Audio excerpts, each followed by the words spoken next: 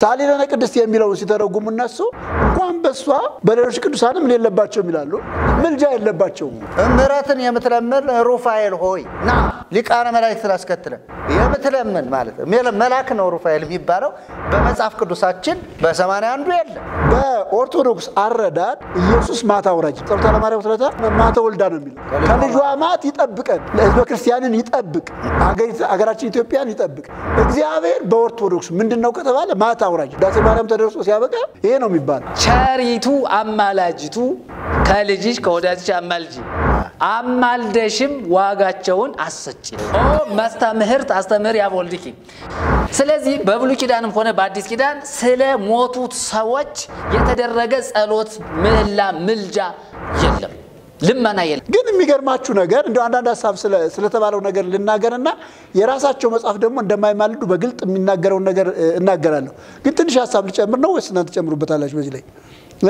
ትንሽ ሐሳብ እንደው እንዴት እንደተባለ አንዳንድ ነገሮችን እንገራችሁ ለምሳሌ ትልቁ አማላጅ ማርያም ነች በኢትዮጵያ ቤተክርስቲያን ትልቁ አማላጅ ማርያም ነችና ያ ውዳሴ ማርያም ስለ ማርያም ምልጃ ይናገራል እኔ አሁን ይሄንን እነዚህን ትርጉሞች ራሱ እንደገና ማንበብ ያስፈልጋል አማርኛ ትርጉሞች ናቸውና ንጽሕት ድንግል ማርያም የታመነች አምላክን የወለደች ናት ለሰው ልጆች የምሕረት አማላጅ ናት ኃጢአታችንን ያስተሰርይ ዘንድ ወደ ልጅሽ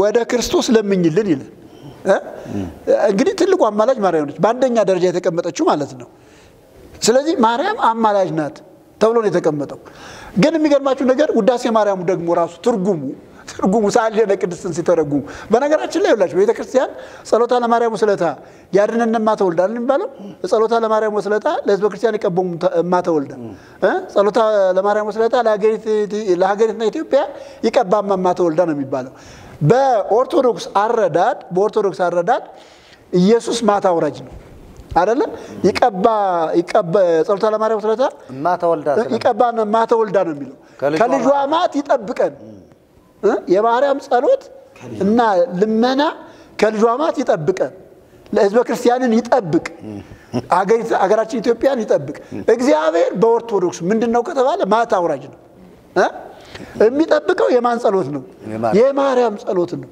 ይሄ ነው የሚባለው ውዳሴ ማርያም ተደርሶ ሲያበቃ ይሄ ነው የሚባለው ሳሊለነ ቅድስት የሚለው ሲተረጉሙ እነሱ እንኳን በሷ በሌሎች ቅዱሳንም የለባቸው ይላሉ ምልጃ የለባቸው የሚገርም እኮ ነው አንዳንድ ጊዜ ግራ የተጋባ ትምህርት ላይ አይቻለው እንደዚህ ግራ የተጋባ ትምህርት እንኳን በሷ በሌሎች ቅዱሳን የለባቸው ምልጃ የለባቸው እና ታዲያ ምልጃ ከሌለባት ከየት ነው በቀደመ ልመናዋ የምታስመስል ሆነች ነው እንጂ ይላል የት ነው የለመነችው ማርያም ለታ ለለመነችው ልመና ለምሳሌ የለመነችው ልመና በቀደመ ልመናዋ እዚህ ምድር ላይ ባለው ከሆነ የሰኔ ጎልጎታ ደግሞ ስለራሷ ነው የጸለየችው ስለራሷ ነው ባጠባው ጥቶቼ ምን ይያለች ስለራሷ ነው እንጂ ስለ ሀገር ስለዚህ የጸለየችው ጸሎት የለም እና በየትኛው ምልጃ ነው የምታስተምረው በነገራችን ላይ ይውላችሁ ይሄ ሐሳብ አንድ ነገር ይነግረናል ዛሬ ማርያም አትማልድም ማለት ነው በቃ ዛሬ ማርያም አትማልድም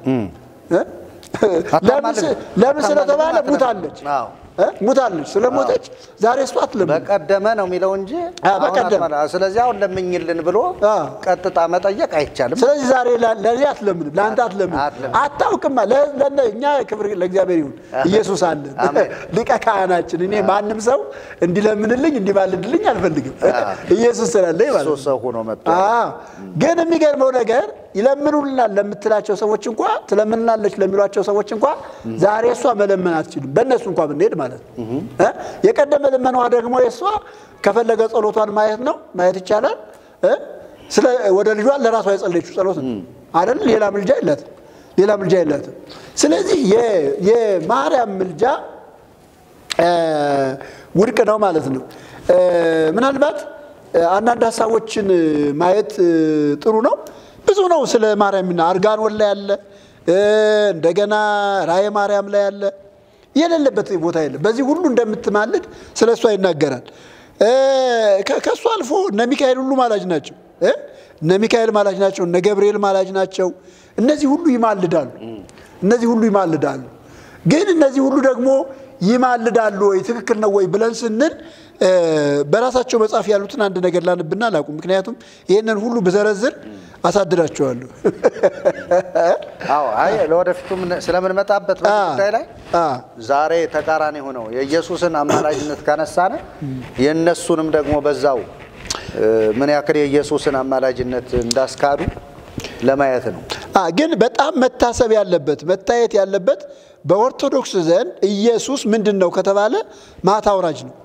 ይሄ በደም መታየት ፈራጅ ማታውራጅ እንደዚያ አንዱ ትልቁ ችግር ይውላችሁ ህዝባችን እግዚአብሔርን እንዳያውቅ ያደረገው ወደ እግዚአብሔር እንዳይመጣ ያደረገው ስለ እግዚአብሔር የተነገረው ለኦርቶዶክስ ህዝብ እግዚአብሔር ማታውራጅ ነው እማተወልዳ ነው እኮ የሚለው ያድነን እማተወልዳ ይቀበን እማተወልዳ ከልጇ ማት ይጠብቀን ከልጇ ማት ያድነን የማን ጸሎት የማርያም ጸሎት ነው የተባለው እግዚአብሔር ፍቅር ነው ወይስ ማታውራጅ ነው እንደዚያ እኮ ከሆነ ልጁን መላክ አልነበረበትም እግዚአብሔር ስመ ማርያም ተው መፍቀር የሰምና የሚሉት ሁሉ እኮ ነው ማለት ነው ይሄ ጉንጭ አልፋ እኮ ነው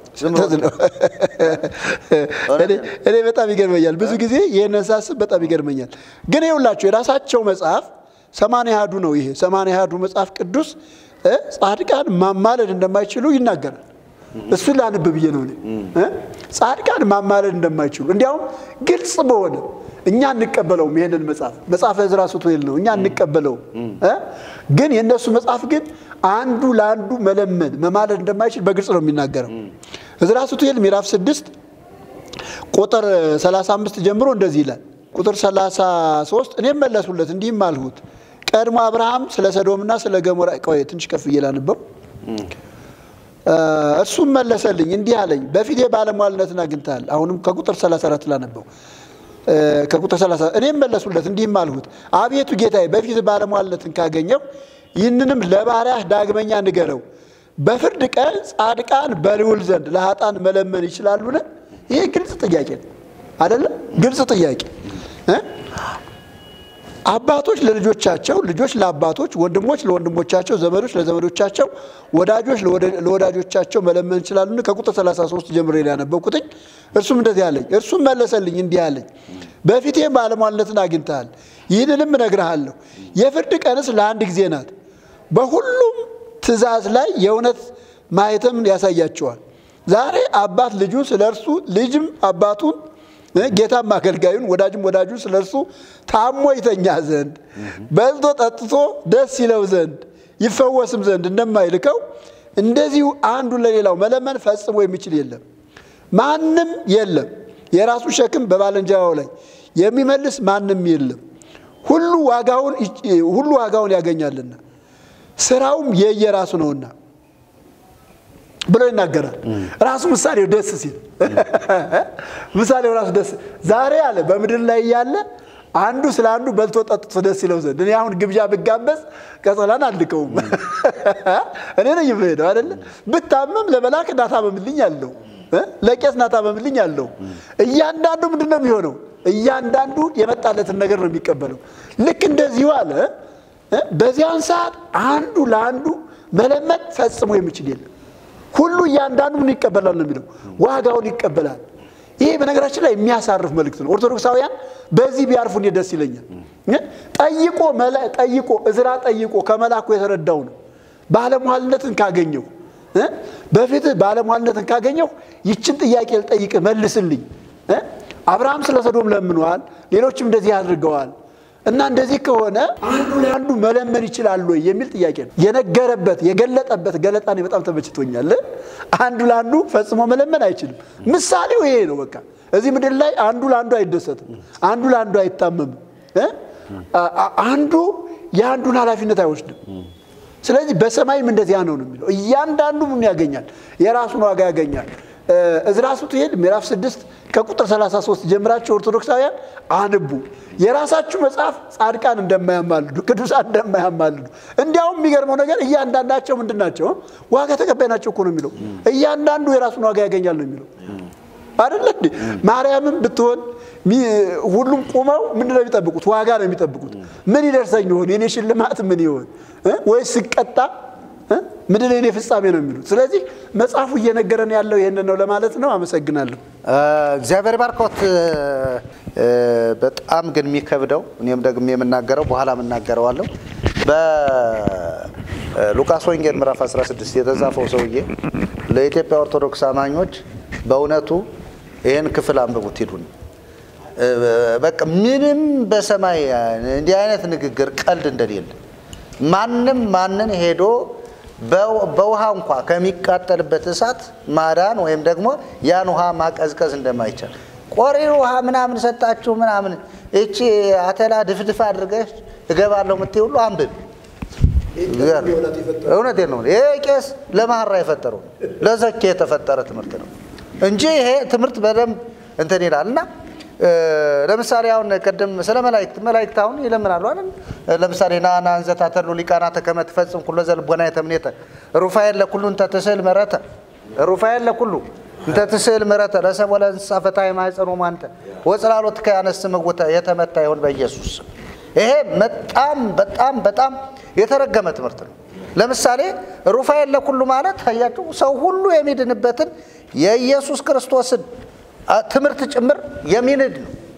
ናና አንዘታተ ሊቃናት መላእክትን እያስከተልክ ና ማን ሩፋኤል ለኩሉ እንተ ትስል ምሕረተ ለሰው ሁሉ ምሕረትን የምትለምን ሩፋኤል ሆይ ና ሊቃነ መላእክትን አስከትለ የምትለምን ማለት መልአክ ነው ሩፋኤል የሚባለው በመጽሐፍ ቅዱሳችን በ81 የለም። ስለዚህ ከዛ ቀጥሎ ደግሞ በጣም የሚገርመው ለሰብ ወለ እንስሳ ፈታይ ማህፀኑ ማንተ የጴንጤን ማህፀን ማን ፈታው? ንገሩኛ። የጴንጤ ሴቶች ማህፀን በማን ነው የሚፈታ?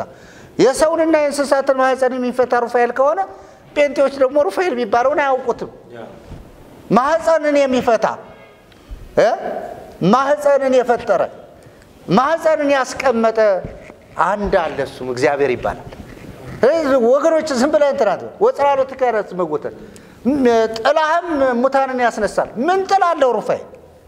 የትኛው ጥላው ነው ዞፍ የሚለው ጥላው? እናንተ የሰጣችሁት ክንፍ ነው አይደለም? የለው። በቃ መላእክት መናፍስት ናቸው። ስለዚህ እንደዚህ አይነት ትምህርቶች አሉ። ይሄንና ሌሎችም ደግሞ በጣም በቤተ ክርስቲያኒቱ የታወቁ ቄስ ነው። በተለይ መርጌታ መላክ ቄስ ወደ መንግስተ ሰማያት መርቶ የሚያስገባ እውነቴን ነው ብላችሁ በጣም ይገርመኛል።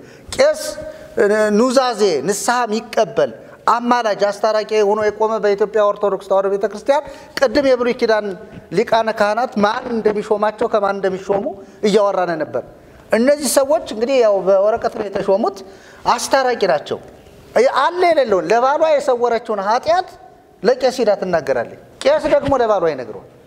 እንደዚህ የሆነ ጋብቻ ሁሉ የሚተረማመስበት የቄስ በእግዚአብሔርና በሰው መካከል ጣልቃ ገብነት ነው። ስለዚህ እንደዚህ አይነት ትምህርቶች አሉ። ቄሱ ግን መሰሪ ነው። በነገራችን ላይ ስራ ኃጢአት የኃጢአት ሁሉ ህዝብ ከረው የኔንም የህዝብህንም ኃጢአት ነው የሚለው እና ማስታረቅ አይችልም።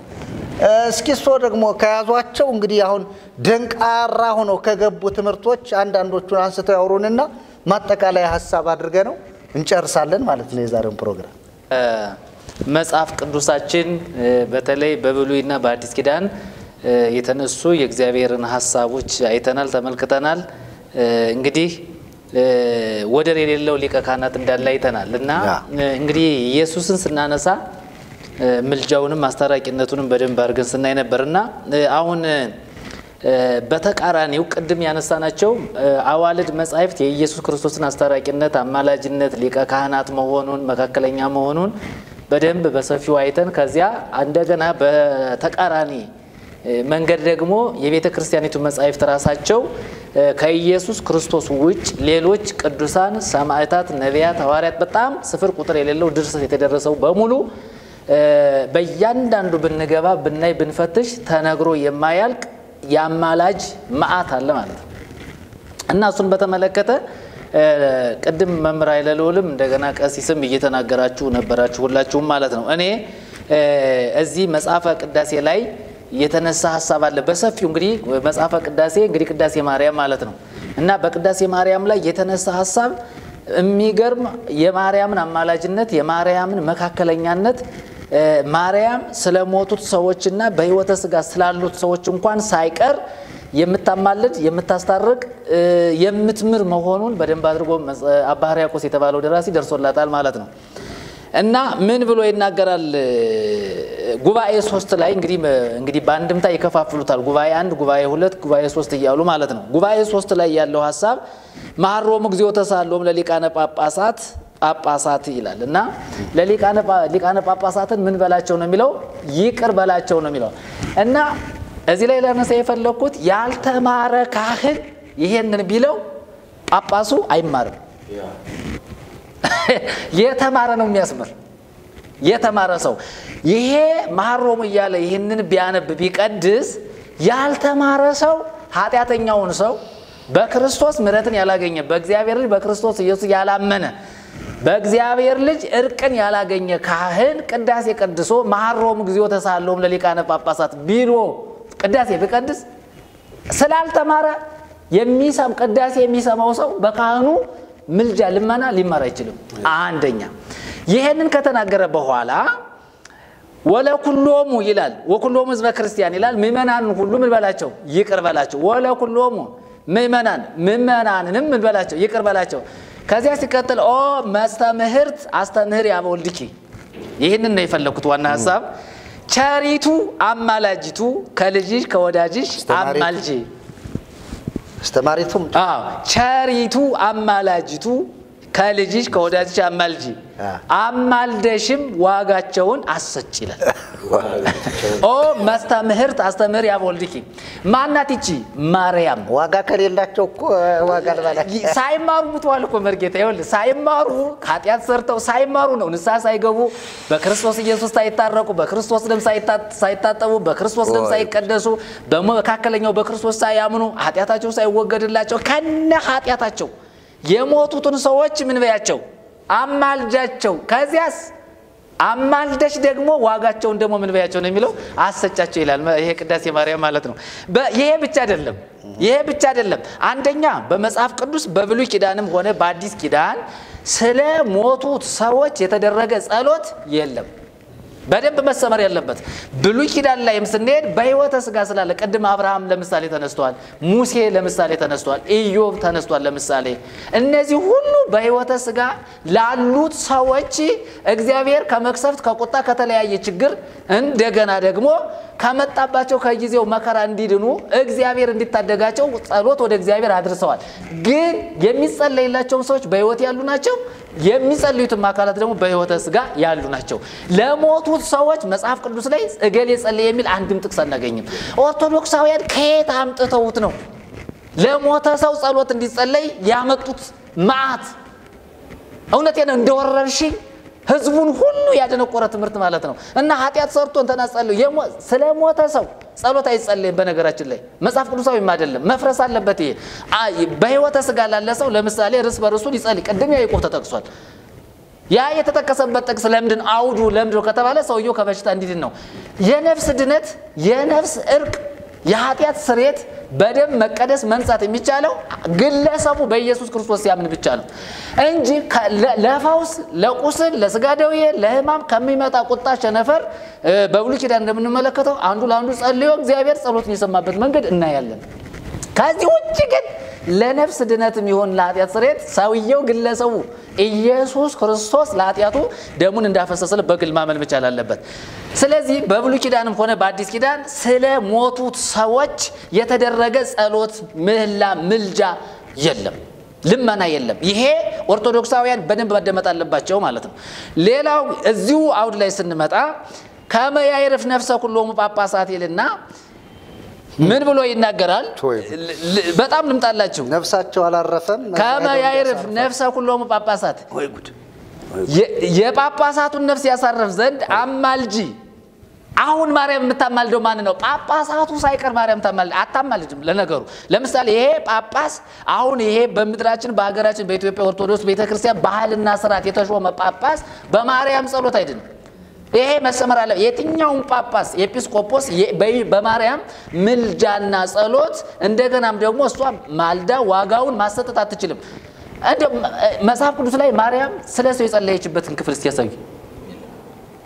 አለ መጽሐፍ ቅዱስ ላይ ማርያም በአዲስ ኪዳን ነበረች አይደል? በአዲስ ኪዳን ካለች ማርያም ለኃጢአተኛ ሰው የጸለየችበትን ክፍል ለሞተ ሰው የጸለየችበት ለሞተ ለተረሳ ሰው መቃብር ውስጥ ለገባ ሰው የጸለየችበት ክፍል የለም መጽሐፍ ቅዱስ ላይ። ስለ ወይን ጠጅ ነው ጠላው የወይን ጠጁ አለቀ እኮ ብላ ጥያቄ ያቀረበች እንጂ ከዚያ በኋላ ያቀረበችው ነገር እንዴው ስለ ነፍስ መዳን ያቀረበችው ጥያቄ ማርያም የለም። እውነቱን እንቅጩን እንነጋገር ከተባለ ከዚህ የጳጳሳትን ነፍስ ያሳርፍ ዘንድ ብሎ ይናገር። እንግዲህ ጳጳሳቱን በማርያም ምልጃ አይድኑም። ይሄን ከመይመን ካሊቅ እስከ ደቂቅ ከላይ እስከ ታች በማርያም በኩል በተደረገ ምልጃ ኦርቶዶክሳውያን እንደማይድኑ በደንብ አድርገው ማመን ማወቅ መቻል አለባቸው። ከዚያ ዲያቆናት ይላል። ከዚያ አማልደሽ አማልጂ። እኔ ላነሳ የምፈልገው ነገር ልንገራቸው። ነገስታቱን አማልጂ አስቀድመው ስለሞቱ በህይወተ ስጋ ስላሉት አሁን ማርያም በህይወተ ስጋ አሁን ጳጳሳት በህይወተ የሞቱም አሉ። በነገራችን ላይ ጳጳሳት ብለን ስንል አሁን ዝም ብለው በህይወት እያሉ የሞቱም ናቸው። ይሄ መረጋገር አለበት። በህይወት እያሉ ራሱ አንቀላፍተዋል እኮ ሙተዋል። ድነት አልተቀበሉ፣ ኢየሱስን አልተቀበሉ፣ አልታረቁ፣ ከእግዚአብሔር ዘንድ ምሕረት አላገኙ። ግን ከነ ስልጣናቸው ከነ ማዕረጋቸው እኮ ሙተዋል እኮ እኔ እኮ ቀድም ያነሳውልዎት መርጌታ መላክ አሁን እነዚህ ሰዎች ህዝቡ አይኑ ያለው ከነዚህ ሰዎች ላይ ነው። ሙታን ላይ ነው ለለውት የፈለጉ በደንብ እንዲያብራሩት ነው። አሁን ህዝቡ እነሱ አይደለም ሊቀ ጳጳሱ ቀርቶ ካህኑ ኃጢአቴን ያስተሰርይልኛል ብለው ነው ምእመናን ሄደው ለካህኑ የሚናገሩት። አሁን ደግሞ እዚህ የሚነግረን ለጳጳሳትም ጭምር ማረፊያ ያገኙ ዘንድ አማልጅላቸው ነው የሚለው ጸሎት። እሱን ልምጣበት። አይወላችሁ ኦርቶዶክሳውያን ምእመናን ወደ ኤጲስቆጶስም ወደ ጳጳስም ወደ ፓትርያርክም ይሄዱ ኃጢአታቸውን ቢናዘዙ ምንም አይነት ጸሎት ቢጠይቁ አንደኛ በክርስቶስ ኢየሱስ አምነው እስካልዳኑ ሰዎች እነዚህ ሰዎች ምንድናቸው? ሙታን ናቸው። አይወለ እኔ ስም መጥራስ ባይሆንብኝ ስም አልጠራም እንጂ ያሉት ጳጳሳት በኢየሱስ ካልሆኑ ሙተዋል። ሙተዋል ሙታን ናቸው። ስለዚህ ሰው እየመጣ ኃጢአቱን ቢናዘዝ በሙታን አይማርም። ስለዚህ እነዚህ ሰዎች ሙታን ናቸው።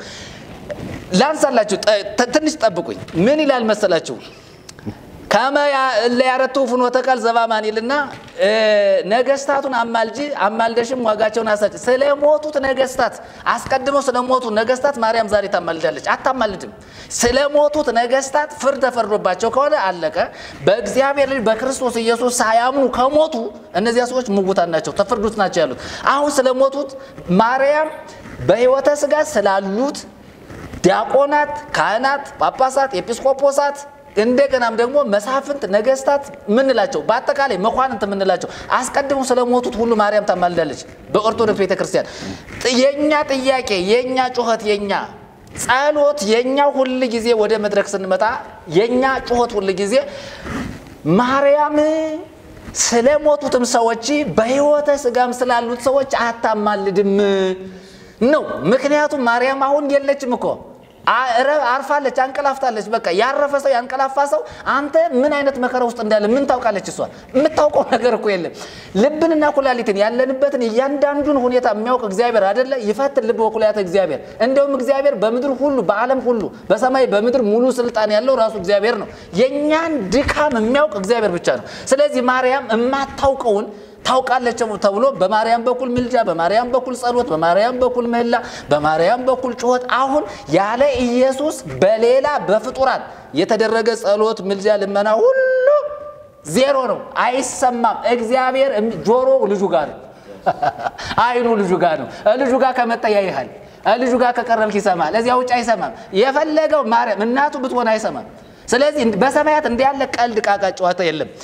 መኳንንቱን ቀኝ አዝማች ግራ አዝማቹን ማማልጂ አማልደሽም ዋጋቸውን አሰጪ።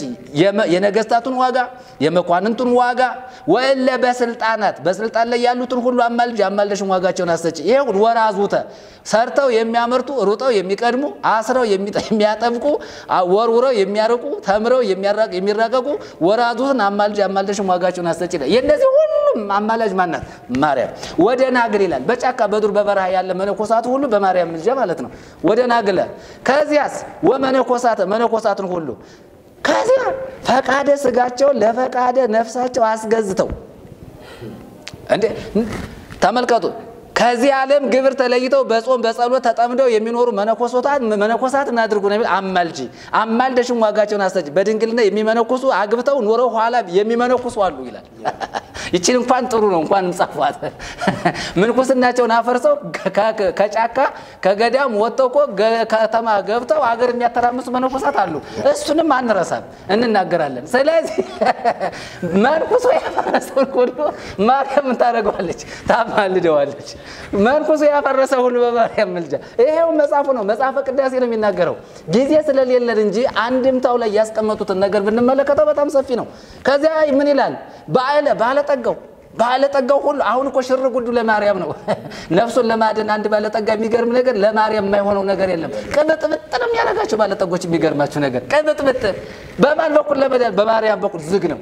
ይኸውልህ ቅድም እንደተናገርኩት እግዚአብሔር አምላክ ያለ ክርስቶስ ኢየሱስ የሚያየው የሚመለከተው የሚያደምጠው ማንንም የለም። ማንንም ሰው እግዚአብሔር ሊሰማ የሚፈልገው በልጁ በኩል ነው። ከዚያ ምን ብሎ ይናገራል? ባለጠጋው በሷ ነው ወነዳዬ ድሃው በሷ በኩል ነው። ለዚህ እኮ ነው የድሃ ተስፋ ማናት? ማርያም። ምስኪኑ ሁሉ በእንተ ማርያም አይደል የሚለው? የትም ቦታ ስትሄዱ የማርያም ስም አይታለፍም። ምክንያቱም በሷ ስም የሰጠ ምን ይሆናል? ይድናል። እንደገናም ደግሞ ምን ይሆናል? መንግሥተ ሰማያት ይገባል።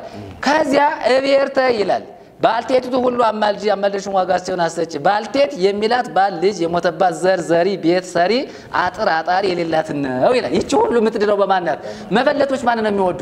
ማርያምን።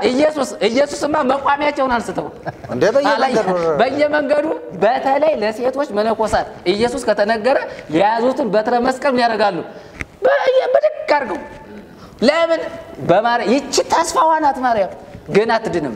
ከዚያስ ብሎ ይናገራል። ወይ ጓለማውታ ይላል እናት አባት የሞቱበት ዳደጉን አማልደሽም ዋጋቸውን አሰጭ። እኔ ላነሳ የፈለኩት ነገር ወገኖች በቅዳሴ ማርያም በውዳሴ ማርያም አንድምታ ላይ ስንመጣ ተነግሮ የማያልቅ እንደ ሰማይ ከዋክብት እንደ ባህር ዳር አሸዋ የሆነ ተረት በጣም የተጋነነ ተረት በማርያም ስም በቅዱሳን ስም በመላእክት ስም ያልተደረገ ነገር የለም።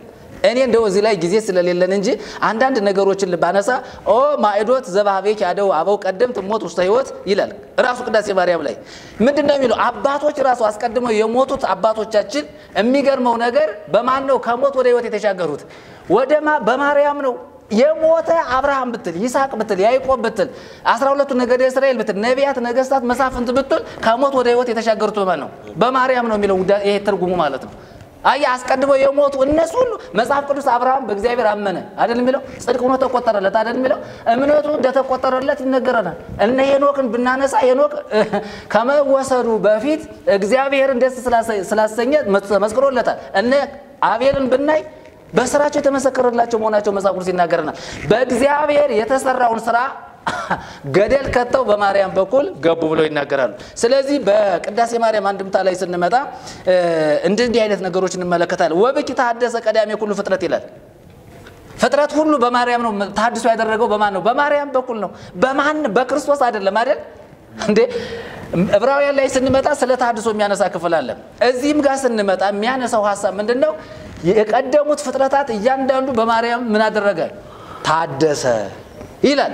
ወብኪ ተሐደሰ ቀዳሜ ኩሉ ፍጥረት ይላል። አንቲ ውእቱ ተስፋው ለአዳም አመ ይጸደድም ገነት በአሚነዚህ ያለ ማርያም ንገኒ ሁሉ ይላል። ተቆጥሮ አያልቅም። ከዚያ ልጨርስ እንደው አንዳንድ ሐሳቦችን ላንሳና ከዚያ ምን ብለው ይናገራሉ መሰላችሁ?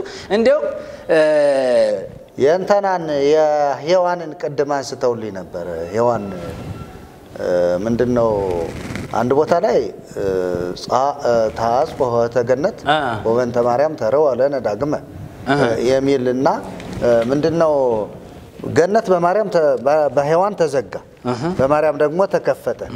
እንደገና ደግሞ ለሔዋን ምንድነው ለሔዋን ታሳታካይ ምንድነው ብለው አንስተውልኝ ነበር። እሺ ለማመጣጣም እሷን እሻነሳ ሔዋን ራሱ አማላጅ መግቢያ እንደሆነች እየተናገሩ ነበር። አዎ ወረሰይካ ለሔዋን አጋዚ ተምጻይ ረሞት የሚለው ማለት ነው። እሱ ላይ አሁን የማርያምና ራሷ ማርያም ናት አይደል ተስፋ ለአዳም የተሰጠችው። እንደገና ደግሞ ማርያም ሔዋን ራሷ ምንድናት? አጋዚተ እምጻይ ረሞት ከሞት ነፃ ውጭ ማናት? ራሷ ሔዋንን አደረካት ነው የሚለው። ቃል በቃል ሲብራራ ማለት ነው። ከዚያ በአንድምታቸው ላይ ስንመጣ የምናገኛቸው ስለዚህ ሀተታ የተሰጠው ነገር በጣም ሰፊ ነው። ስለዚህ በመጽሐፍ ቅዱሳችን ላይም ያለውን ሐሳብ እየተቃረረ እና ሌላው ቀደም መነሳት ያለበት በመጋቤ ብሉይ በቅዱስ ሚካኤል አማላጅነት በሊቀ ነቢያት ሙሴ መሪነት ቀይ ባህር ተከፈለ ሁሉ ይላል። ሚካኤል መጋቤ ብሉይ ነው፣ ገብርኤል ደግሞ መጋቤ አዲስ ነው። አሁን እዚህ ጋር ቀይ ባህር የተከፈለው በመጋቤ ብሉይ በቅዱስ ሚካኤል አማካኝነት ነው። እንደዚያ በሊቀ ነቢያት ሙሴ ይላል። እንግዲህ ተመልከቱት። አሁን መጋቤ ብሉይ ነው ቅዱስ ሚካኤል። አሁን እኔ ብሉይ ኪዳን ከየት ትምህርት ቤት እንደተማረ እንግዲህ ሚካኤል መጠየቅ መቻል አለበት። በሚካኤል እንዴት ሌላው በውዳሴ ማርያም ላይ እንደው ቅዳሴ ማርያም በጣም ሰፊ ስለሆነ እንደዚህ አይነት ነገሮችን በደንብ አድርገን ማየት መቻል በጣም አስፈላጊ ነው። ወደፊት ያው እንመጣበታለን። ምን ብሎ ይናገራል እዚሁ እንትን ላይ ኦ አንተሙ ሕዝበ ክርስቲያን ለተጋባይክሙ በዛቲ ዕለት ከማሁ ያስተጋባይክሙ በደብረ ጽዮን ቅድስት ወበኢየሩሳሌም አጋዚት እንተ በሰማያት ወበከመ ሰማይክሙ ዘንተ ቃለ ቅዳሴ ለማርያም ይላል። አሁን ይሄ ቀጥታ የማርያምን የቅዳሴዋን ቃል እንደሰማችሁ በደብረ ጽዮን ምን ያደርጋችሁ ሰብስባችሁ። ይሄ ለማን የተሰጠ ነው? ዕብራውያን ምዕራፍ 12 ላይ ስንሄድ ይፈርሳል። አየ ወደ ማን ደርሳችኋል ይላል። የአዲስ ኪዳን መካከለኛ ወደ ሆነ ወደ ክርስቶስ ምን ብላችኋል? ደርሳችኋል። ወደ ሰማያዊቷ ኢየሩሳሌም ምን ብላችኋል? ደርሳችኋል። ወደ ጽዮን ምን ብላችኋል? ወደ ጻድቃን መንፈሶች ደርሳችኋል። ወደ በኩራት ማህበር ምን ብላችኋል? ደርሳችኋል። በማን? የአዲስ ኪዳን ሊቀ ካህናት በሆነው በክርስቶስ ነው የሚለው። እዚህ ጋር ደግሞ በደብረ ጽዮን ይሰብስባችሁ የተባለው በማን ነው? የአንቺን የቅዳሴሽን ቃል የሰማ ከማሁ ያስተጋባይክሙ በደብረ ጽዮን ቅድስት ወበኢየሩሳሌም አጋዚት የማንን ቃል የሰማ? የማርያምን ቃል የሰማ። አያችሁ መጽሐፍ ቅዱስን እንዴት አድርገው ኦርቶዶክሳውያን ሊቃውንት ከላይ እስከታች ያላችሁ ስሙ። የተሐድሶ ዋና ዓላማ፣ የተሐድሶ ተልእኮ፣ የተሐድሶ ራእይ ይቺ ቤተክርስቲያን ኢየሱስን ማዕከል እንድታደርግ ነው። ከኢየሱስ ክርስቶስ ውጭ የሆነ የትኛውም ትምህርት መወገድ እንዳለበት ተሐድሶ በትጋት ይሰራል፣ በትጋት ደግሞ ይናገራል፣ በትጋት ደግሞ ያስተምራል፣ በትጋት ደግሞ ይጽፋል፣ በትጋት ደግሞ ስህተቶችን እየነቀሰ ያወጣል። ስለዚህ የተሐድሶ ዋና ዓላማ እንደ ወፍ ዘራሽ መታየት ሳይኖርበት በትክክል ለኢትዮጵያ ሕዝብ የሚጠቅም የሚረባውን የሚናገር የኢትዮጵያ ኦርቶዶክሳውያን አማኝ የሆናችሁ ቄስ ብትሆን ካህን ሆነ ዲያቆን ሆነ መርጌታ ሆነ የትኛው ጳጳስ ኤጲስቆጶስ ብትሆን ለአንተ የሚጠቅምህ የሚገርመው ነገር ተሐድሶ ነው። እውነቱን የሚነግርህ ይኸውልህ ጮማ እየበላ ጠጅ እየጠጣ እውነቱን አይነግርህም። ሰውነቱን አግዝፎ ኢየሱስን አያወራም። ኢየሱስን የሚያወራ ግን የተሐድሶ አካል ነው። ስለዚህ የዚች ቤተክርስቲያን መታደስ መለወጥ ለኛ ራእያችን ነው፣ ሸክማችን ነው፣ ተልእኳችን ነው። ይቺ ቤተክርስቲያን ወደ መታደስ እስክትመጣ ድረስ እንተጋለን። ስለዚህ የዚች ቤተክርስቲያን መለወጥ የህዝብ መለወጥ ነው። የዚች ቤተክርስቲያን መታደስ የህዝብ መታደስ ነው። የዚች ቤተክርስቲያን መታደስ የሀገር መታደስ ነው። የዚች ቤተክርስቲያን መታደስ የነገስታት የመኳንንት መታደስ ነው። የባለስልጣናት መታደስ ነው። የመነኮሳት የባህታውያን መታደስ ነው። ስለዚህ ተሐድሶ ለቤተክርስቲያን ያስፈልጋታል ስንል በምክንያት ነው። ለምን? ይሄው መጻፋችሁ ይሄው እንደውም ጊዜ ስለሌለን እንጂ ድርሳነ ኪዳነ ምሕረት ላይ ቢገባ ይገርማችኋል። እልፍ አእላፍ ብዙ የመዳኛ መንገድ ብዙ የአማላጅነት ሥራ በማርያም ተሰጥቷል። እግዚአብሔር አብ ያለ ኢየሱስ ክርስቶስ ብትጸልዩ፣ ማህሌት ብትቆሙ፣ ዜማ ብታዘሙ፣ ዝማሬ ብትዘምሩ፣ መልእክት ስብከት ብትሰብኩ፣ ታቦት ብታወርዱ፣ ጽላት ብትቸከሙ፣ የፈለጋችሁትን ነገር ብትፈጽሙ ኢየሱስ ከሌለበት ሁሉም ነገር የለም። ስለዚህ ያለ ክርስቶስ ሆናችሁ ገሃነም እንዳትወርዱ እንነግራችኋለን። የወንድሞቼም የኔም የተሐድሶም ጥያቄ ቤተክርስቲያኒቱ ወደ መታደስ መምጣት አለባት። ስሙ ሊቃውንቱ፣ ቁጭ ብላችሁ አታፊዙ። ይሄ የእግዚአብሔር ሰይፍ በእናንተ ላይ ይመጣል። የምትሰሙት ይሄ ቃል አንድ ቀን ሰይፍ ሆኖ ወይም ደግሞ ፍርድ ሆኖ ይመጣባቸው። ንስሐ ግቡ። ጳጳሳቱ ንስሐ ግቡ፣ ዲያቆናት ንስሐ ግቡ፣ ካህናት ንስሐ ግቡ። ምእመናት በማርያም በኩል አትድኑ። በክርስቶስ በኩል ነው ድነት ያለው። ያለ ክርስቶስ አያውቃችሁም እግዚአብሔር። እና ይሄ መልእክታችን ነው። እንግዲህ ያው ከጊዜ አንፃር ብዙ ማንሳት እንችላለን። ነገር ግን በዚህ በውዳሴ ማርያም ላይ የተቀመጠ ነገር እንዲሁ አንዷን ልበላትና ከዚያ በኋላ እኔ ጨርሳለሁ። ለምን መሰላችሁ? በጣም እኔ እንዴት እንደሆነ ይቺ ቤተክርስቲያንማ በእውነት ነው የምላችሁ መታደስ መቻል አለባት፣ መታደስ አለባት። ይሄንን ኩተቷን መጣል አለባት። እውነቴን ነው የምላችሁ። እና በዚህ በቅዳሴ ማርያም ላይ የተጻፈ በውዳሴ ማርያም ላይ የተጻፈው ነገር ስመለከት በጣም ነው ልብ የሚቆጣው። እና ምን ነው ወበንተዝ ንሳ ላቢያ ሁሉ ጊዜ ከመታስተስሪያ በእንቲያነ ሀበ ፍቅር ወልዳ ይላል። እና ወበንተዝ ንሳ ላቢያ ሁሉ ጊዜ ሁሉ ጊዜ ምን ወደ እሷ ምን በል ነው የሚለው እንለምን ይላል። በሷ በኩል የተደረገውን ምልጃ ቅድም ሌሎችም ወንድሞች እንደተናገሩት ምንም የሚጠቅም ፋይዳ የለውም፣ ጥቅም የለውም። አትድከሙ። እኛ እንንገራችሁ እውነቱን። እንዲያው ካህናቱ ባይነግሯችሁ የቤተክርስቲያን አገልጋዮች ባይነግሯችሁ እውነቱን እንንገራችሁ። ያለ ኢየሱስ ጸሎታችሁ አይሰማም፣ ምልጃው የለም፣ ልመና የለም፣ ምንም እግዚአብሔር አይሰማችሁም። ምክንያቱም እግዚአብሔር በልጁ በክርስቶስ ኢየሱስ ወስኖ ያስቀመጠው ሐሳብ ስለሆነ የአዲስ ኪዳን ሐሳብ እና አዲስ ኪዳን ላይ ሆናችሁ ያለ ክርስቶስ ሆናችሁ መኖር በእውነት ያሳፍራል። ሊቃውንቱ ከእንዲህ አይነት መዓትና መከራ እግዚአብሔር ይሰውራችሁ እንላለን። እግዚአብሔር ይስጥልን። እግዚአብሔር ይባርክዎት። እንግዲህ ምንድነው ሁሉ ጊዜ ቢሮአትንና እኛ የምንላትን አቀረብኩ ለከ እሳተ ወማይ ደይዴ ካበዘ ፈቀድ ከይላሉ አይደል? እሳትና ውሃን አቀረብኩልህ እጅህን ግን ከሚጠቅም አካል ላይ አድርግ ማለት ነውና ከእሳቱ ከሆነ ከእሳቱ ከውሃው ከሆነ ከውሃው እሳቱ ያቃጥላል፣ ውሃው ያቀዘቅዛል። ስለዚህ ምርጫው የራሳችሁ ነው ማለት ከነስሟ ትርጉም ስንወስደው ማርያም ማለት መርህ ለመንግስተ ሰማያት መንግስተ ሰማያት መርታ የምታስገባ መንገድ ድልድይ መገናኛ ናት። ተንከተም ይሏታል። እንደገና ደግሞ ማርያም እያንዳንዱ ማ ማለት ማህደረ መለኮት ም ማለት ምሳሉ ምስጋና መለመኛ መስገጃ ይሏታል። ር ማለት ርግቤ ይቤላ ርግብ ይሏታል። እንደገና መጨረሻዋ ም ማለት ምንድነው የምትለው? ያ ማለት ያንቃዱ አብኪ የሚለውን ያንቃዱ ማለት ሁሉም ወደ አንቺ ያንጋጥጣሉ ማለት ነው። ወደ እግዚአብሔር አይደለም ያንጋጥጣሉ ማለት ነው። እና እንዲህ አይነት ትርጉሞች ተሰጠዋታል። በጣም ሰፊ ነው የማርያም። እንዲያውም ማርያምን ጥሎ ክርስትና በጣም ከባድ ነው በኢትዮጵያ ኦርቶዶክስ ተዋሕዶ ቤተክርስቲያን። ሌላው በአዋልድ መጽሐፍቶች በሙሉ የተጻፉ ገድላት ድርሳናት ምሉዓት ናቸው። ከማርያም የተወረሱ ለምሳሌ ለአርሴማ የተሰጠ ልክ የማርያምን አይነት ጸሎት እንዲጸልዩ ተደርገው ነው ሰዎች የተሰጣቸው። ለክርስቶስ ሰምራም እንዲሁ ሌሎችም ለተክልየም ምናነሳቸው ብዙ ገድላት ድርሳናቶች አሉን። ለወደፊቱ ለዛሬው መቋጫ ከመስጠት በፊት ቀሲስ ሚሉት አጭር ሐሳብ ካለ እሱን ያስተላልፉና እንዘጋለን። እሺ አመሰግናለሁኝ። አጭር ሐሳብ ያለው ምንድነው ቅድም በስፋት ስለተገለጸ ዋናውን መሰረታዊ የሆነውን ነገር ለተመልካቾቻችን አቅርበናል ለዛሬው ማለት ነው። ግን የሚቀጥል ቢሆንም ዋናውን ለሰው ልጆች የተሰጠውን ለሰው ልጆች በአፊት የሚቆመውን እውነተኛ የሆነውን አማላጅ ሊቀ ካህናችንን በኢየሱስ ክርስቶስ እንደሆነ በስፋት ተናግረናል። ነገር ግን የእግዚአብሔር ቁጣ የሚገለጥበት ጊዜ እንዳለ ደግሞ እዚህ ትንቢተ ሕዝቅኤል ላይ አንድ ነገር ስላለ ነው። ሰዎች ስለ ኖህ ስለ ዳንኤልና ስለ ኢዮብ እግዚአብሔር ጻድቅ እንደሆነ መስክሮላቸዋል። እና መጽሐፈ ሕዝቅኤል ምዕራፍ 14 ላይ አንድ ነገር ይላል። የእግዚአብሔር ቃል ወደ እኔ እንዲህ ሲል መጣ። የሰው ልጅ ሆይ ምድር በማመጽ በእኔ ላይ ኃጢአት ስትሰራ እኔም እጄን ስዘረጋባት የእንጀራዋንም በትር ስሰብር ራብን ስሰድባት ሰውንና እንስሳንም ከእርሷ ሳጠፋ እነዚህ ሶስት ሰዎች ኖህና ዳንኤል ኢዮብም ቢኖርባት በጽድቃቸው የገዛ ነፍሳቸውን ብቻ ያድናሉ። ጻድቅ መሆናቸውን እነዚህን ሶስት ሰዎች ማን መስክሮላቸዋል? ራሱ እግዚአብሔር መስክሮላቸዋል።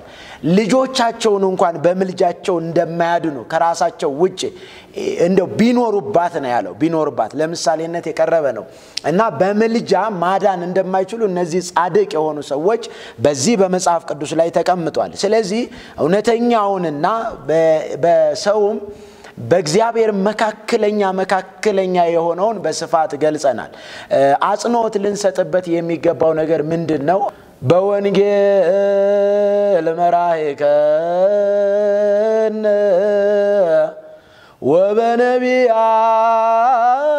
ወበነቢያት ናዘዝከነ ዘለሊከ አቅረብከ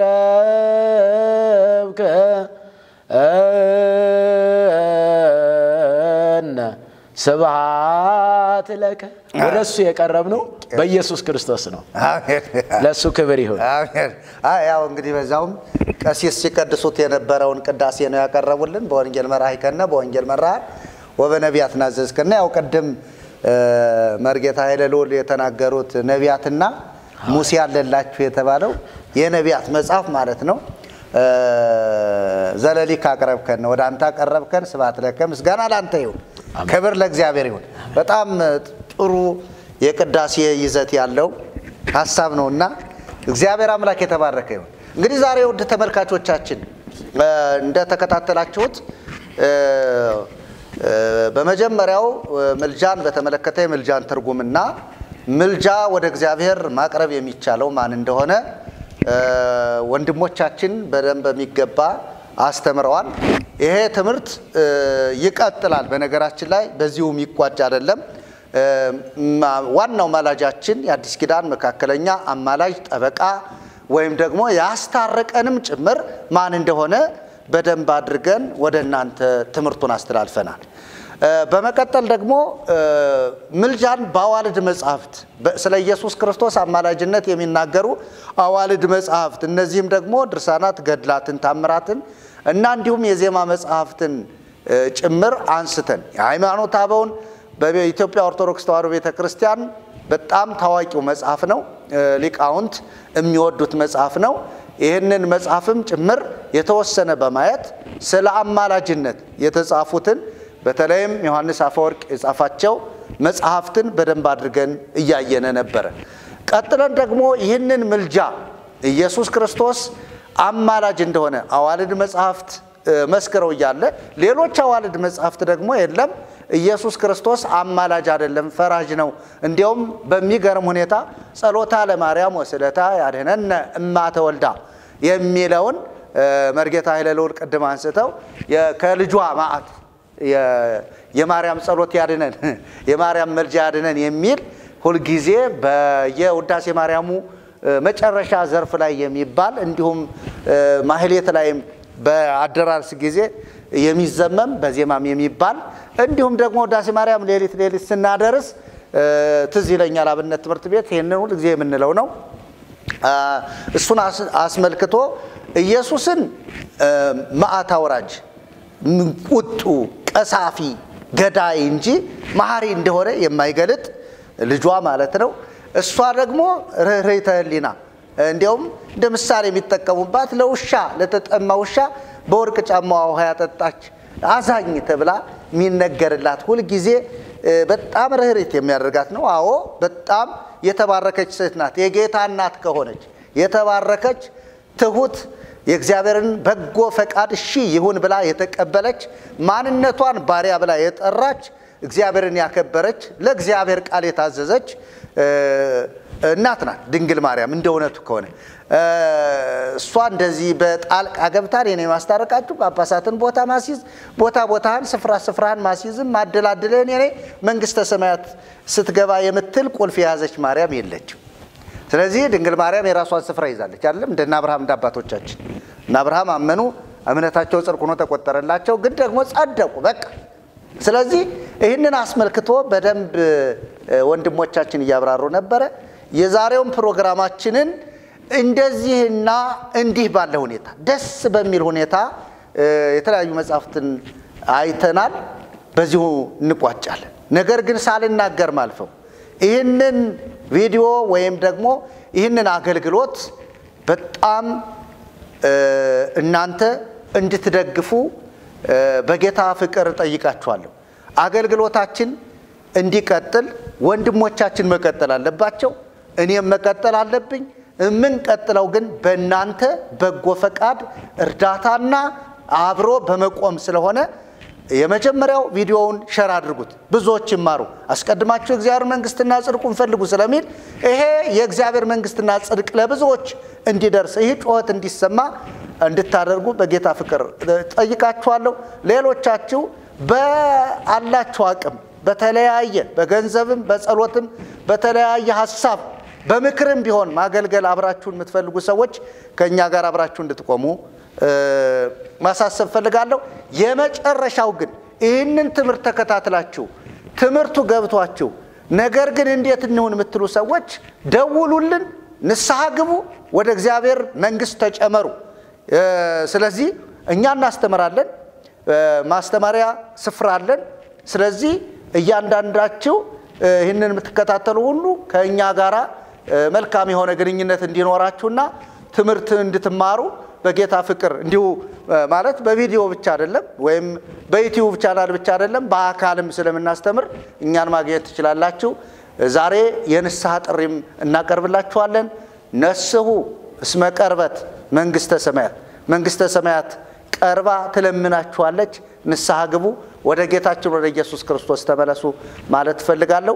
የኢትዮጵያ ሊቃውንተ ቤተ ክርስቲያን ባካችሁን ይህንን ትምህርት በመከታተል መጽሐፍቶች እንደገና በማየት በመመርመር አሁንም በመታደርጉት ጉባኤ ጭምር ይሄንን በማየት በዘመነ መልኩ እናንተም በመገለጫችሁ እንዳወጣችሁት በዘመነ መልኩ መጽሐፍት ታይተው ከእግዚአብሔር ቃል ጋር የሚስማሙት አብረው ይቀጥሉ፣ የማይስማሙትን ደግሞ ማስወገዱ ሽንፈት አይደለም፣ በእግዚአብሔር ዘንድ ትልቅ በረከት ማግኘት ነውና እናንተም ለእግዚአብሔር ታዘዙ። እግዚአብሔር ይባርካችሁ። ጸጋ እግዚአብሔር ከሁላችሁ ጋር ይሁን። ወስብሐት ለእግዚአብሔር።